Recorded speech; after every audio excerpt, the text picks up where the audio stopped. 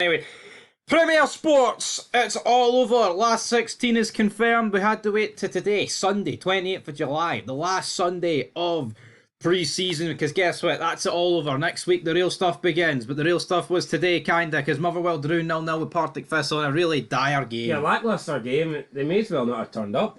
Just forfeit the game, don't play it. It was a waste of energy. And nothing changed. Nothing changed. 2-1. Obviously, Motherwell in terms of points for this, but it doesn't matter. Motherwell are through.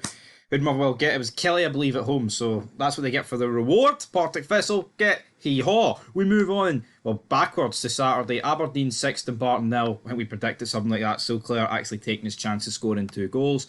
Airdrie defeated Queen of the South 2-0. Airdrie are in fine form. I think they'll do well in the championship. I think they could win it.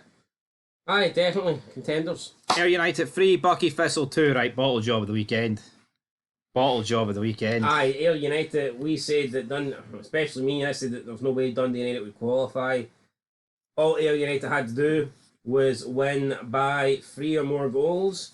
Had they won by 2 or more goals, then it would have went to like some sort of tie break with Dundee United. But 3 or more would have took Ayr United through. I thought they would have beat Bucky by more than enough goals to top the group. In the end, they didn't do it, and they were 2-0 up just before half-time as well, and at home. You factor that in, and Scott Brown must be absolutely fuming to Ironman. There's no way that he can... Fuming? I don't even know if that's a word, but... it was humid, he was fuming, it was fumid. Yeah, he must be fuming, because when you're 2-0 up against... 2-0 up against Bucky Thistle, 40 minutes in, you only need one more goal to guarantee your passage into the next 16, and you fucking somehow don't do it. Yeah, put it this way, man. If you were a Dundee United fan, 3 o'clock yesterday, I think you would have thought you were out. Well, 20-4, I mean, it's 2-0. When Ayr are 2-0 up, you are thinking, humped, good night. Nay, cushy wee cup draw next up 10. Aye, so very disappointing. Ayr United only they got themselves to blame. Absolutely right. Falkirk, they did their job. They won 4-0 against Stenhousemuir. Hibs won 4-0, and that booked them a spot at Parkhead. Celtic against Hibs, I would expect Hibs to crash out next round. Yeah, it's a good tie for Scottish football. I mean, it'll be... Definite neutrals here. And quality-wise, it should be the tie of the round, but... Who'd you rather win, Celtic or Hibs? Honestly, Hibs, because then I think it opens up the... It gives more hearts more a chance. To win. You know what I mean? I think... See if Rangers go out, it just doesn't feel the same. See when Celtic goes out, I think you genuinely think, right, okay, the competition is opened up and anyone could win it. See if Rangers go out, you don't really feel... Well, for me, personally, I just feel like, Celtic are still going to win. Rangers need to change that mentality, but they probably can't. Queen's Park 6, Kelly Hart. It used to be... With the old firm, it was like, right, well, whatever one got knocked out, the other one would be the clear favourite. And now I know Rangers are still clear favourites, but you just don't... I mean, you think there's a chance to upset them, you think there's a chance to, beat them, and it's like, it's not really the same with Celtic. Absolutely. Queen's Park 6-0 against Kelty Hearts. And if anyone wants to argue that or disprove that, then just look at the cup victories over the last 10 years and... Yeah, the numbers don't lie, sadly. But yeah, Kelty Hearts beat Hibs.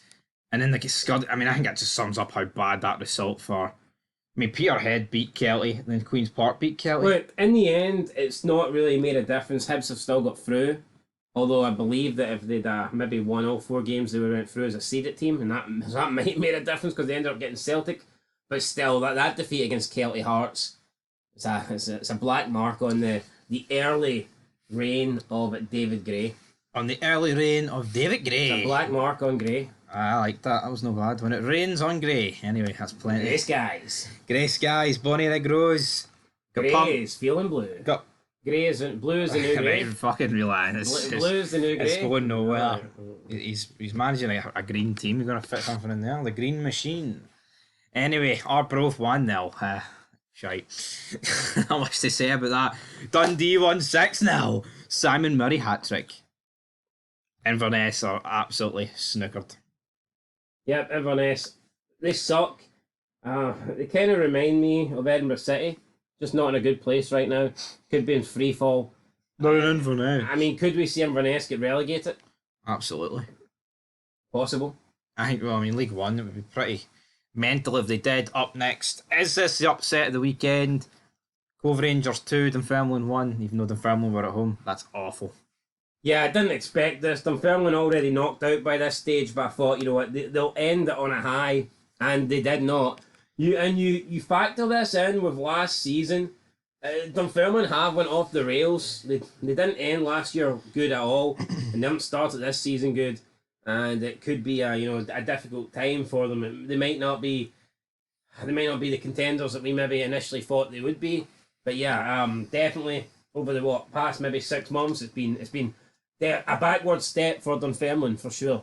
So what's worse, that result or Spartans beating Livy 1-0 at the home of the Set Fair Arena, which by the way, home of the Set Fair sounds like a home of the Set Fair. Well, no, the Set Fair pretty much means like travel where, yeah, this is the set price, the Set Fair. We're not going to change it for the next 6 months sort of thing. One awful fucking name of a stadium.